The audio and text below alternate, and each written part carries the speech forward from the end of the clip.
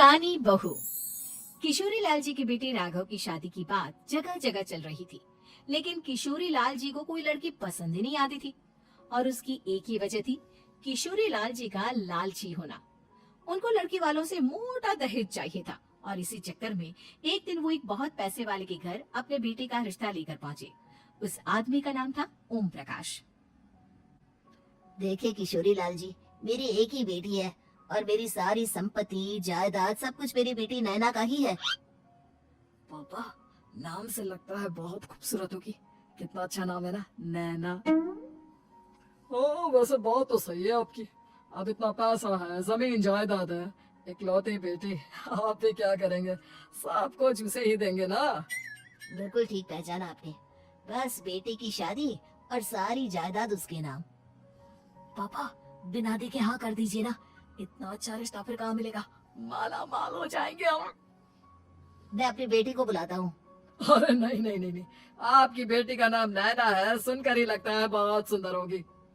रहने दीजिए अंकल, मैं तो आपकी बेटी के नाम से इतना खुश हो गया हूँ कि उसे बिना देखे शादी करने को तैयार हूँ।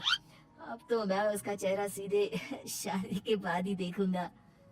और इस तरह राघव नैना का चेहरा नहीं देखता और उससे शादी कर लेता है। शादी के बाद अपनी सुहाग रात पर जब राघव नैना का घूंघट उठाकर देखता है तो नैना की आंखें बंद थी। कितनी खूबसूरत हो तुम नैना।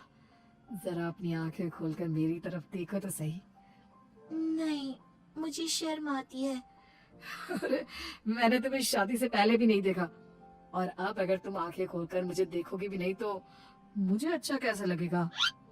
इससे पहले कि नैना अपनी आंखें खोलकर राघव की तरफ देखती, अचानक से लाइट चली गई और राघव नैना को पूरी तरह से देख भी नहीं पाया।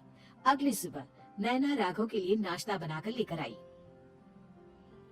अरे ये क्या, आधा पराठा सेका हुआ है और आधा बिल्कुल कच्चा। ये तुमने क्या किया नैना? बहू, तुमने क्या आधा पराठा तवे से नीचे लटका कर रखा था, जो आधा सेका है और आधा कच्चा? मुझे जितना दिखेगा उतना ही तो सीखूंगी ना पापा जी। जहाँ जहाँ मुझे नजर आ रहा था वहाँ मैंने सीख लिया, और जहाँ जहाँ नहीं दिखा वहाँ कच्चा रह गया होगा। इसका क्या मतलब है? ये कैसा मजाक कर रही है तुम? अरे बहू, तुमने इतना लंबा घूंघट क्यों लगाया हुआ है?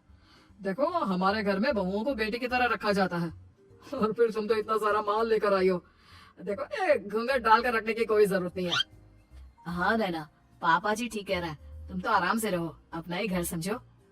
नैना अचानक से अपना घूंघट उठा लेती है। अरे ये क्या पापा, नैना की तो एक आंख फूटी हुई है। नाम से नैना, लेकिन ये तो कानी बहू निकली। मेरे साथ धोखा हुआ है, धोखा। बिना दिखाए अपनी कहानी लड़की मेरे संग ब्याह दी। मुझे कहानी फिर भी नहीं चाहिए। मुझे अभी ओम प्रकाश जी से बात करनी पड़ेगी। आखिर उन्होंने मेरे साथ ऐसा किया क्यों? अरे, आप लोगों ने ही तो पापा से कहा था कि आप लोग शादी से पहले मुझे देखना नहीं चाहते। अब मेरे पापा पर क्यों इल्जाम लगा रहे हैं? अरे लेकिन उन्हें बताना तो चाहिए था ना कि तुम कहानी हो, एक आंख से तुम्हें दिखाई नहीं देता। किशोरी लाल और राघव नाराज होकर ओम प्रकाश को अपने घर बुलाते हैं।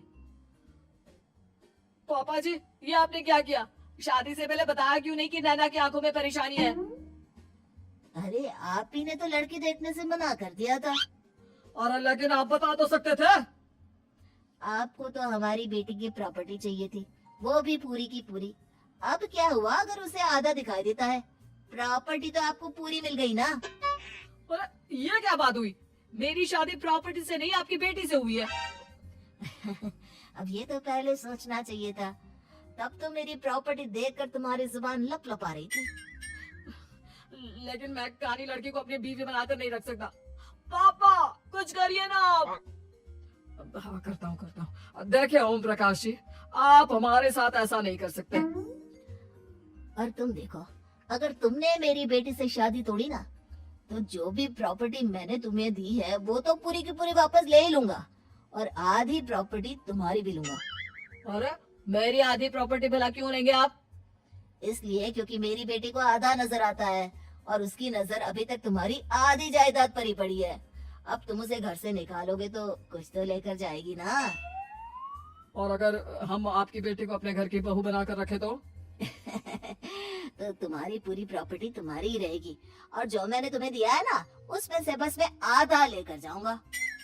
अरे लेकिन अब आप अपनी दी हुई प्रॉपर्टी में से आधी वापस क्यों लेकर जाएंगे? अगर मैं आपकी बेटी को अपनी पत्नी बनाकर रखने को तैयार हूँ तो। इसलिए ताकि भविष्य में अगर तुम मेरी बेटी को धोखा दो तो उसके पास कुछ तो रहे जो पति का हो। वैसे मेरे पास तो बहुत कुछ है, लेकिन अपने पति की कोई निशानी तो उसके पास होनी चाहिए ना। अब अगर तुमने मेरी बेटी को कहानी कहा तो तुम्हें प्रॉपर्टी भी कहानी ही मिलेगी, पूरी नहीं। जमाए राजा। किशोरी लाल और राघव समझ चुके थे कि वो बुरी तरह फंस चुके हैं और अब उनके पास वहाँ से निकलने का कोई चारा नहीं है।